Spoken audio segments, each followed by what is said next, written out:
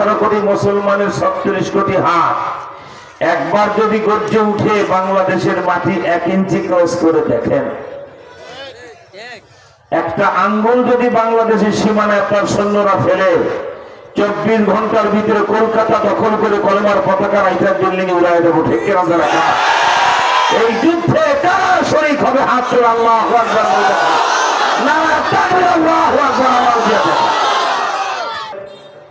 বাংলাদেশটা নিয়ে 24 ঘন্টা ষড়যন্ত্র চলছে।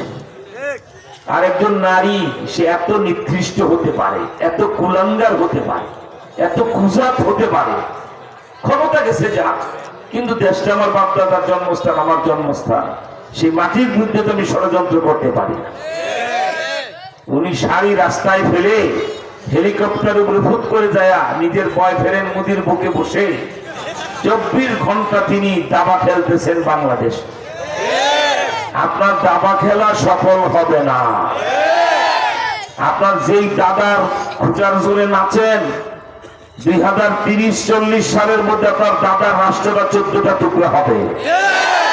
সেদিন মজা বুঝবেন। ঠিক কিনা জোরে বলে আমার ভাইরা? সেজন্য আপনাদের সামনে গজওয়াতুল হিন্দের গুরুত্বপূর্ণ কিছু কথা আমি পেশ করে যাব।